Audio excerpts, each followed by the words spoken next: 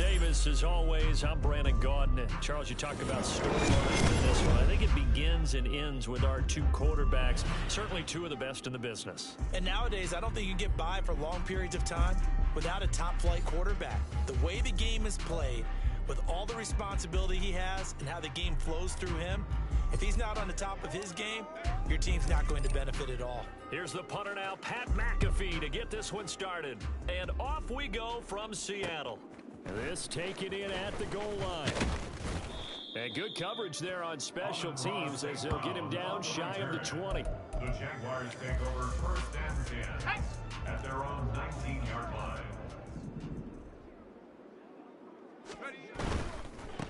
They'll start here with Jackson. This will be a gain of about 8 to the 27-yard line. Ball on the 27. Here's 2nd and 2. It's a gain of 8.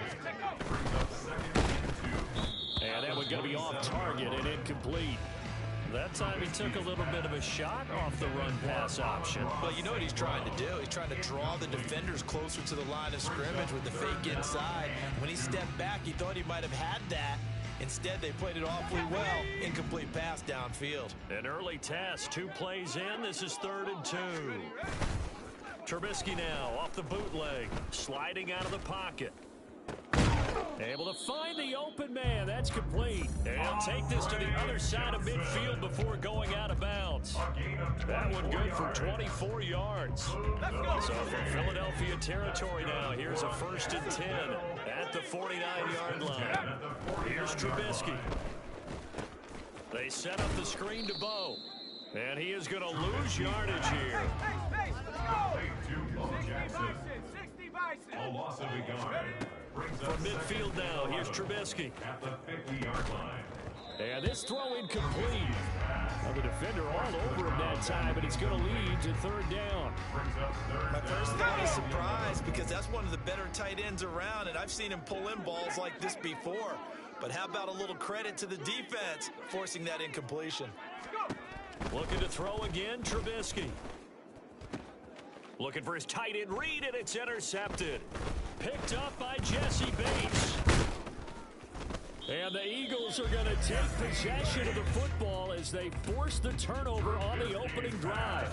Not something you see very often from a quarterback of his caliber, an opening drive interception. Oh, there's no doubt in my mind that even he's surprised at how that one played out.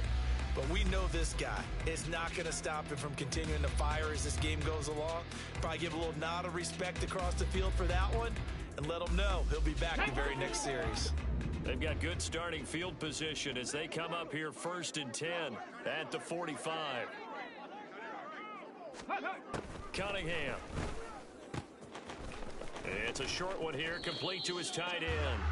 And he is tackled inside the 40, not quite to the 35. Eagles, first down. 1st and 10 at the 37-yard line.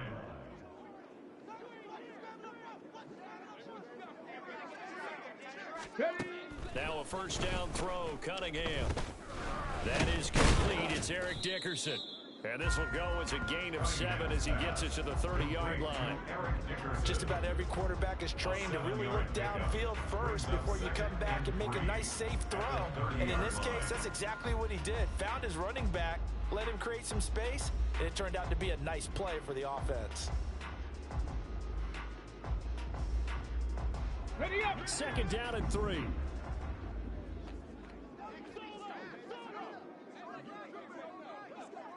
Ready. They run it with a Hall of Famer, Eric Dickerson. And a good-looking run there as he'll take this inside the 20 and down to the 18-yard line.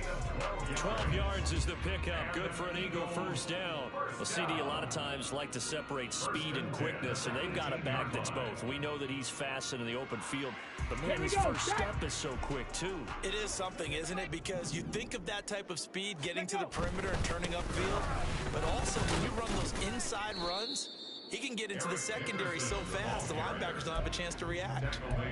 Give him a couple on the carry there, 2nd and 8. What an advantage having an elite guy to build the defensive line, because not only does he take up the space and let the linebackers run free, but he can also make plays himself, as we just saw there.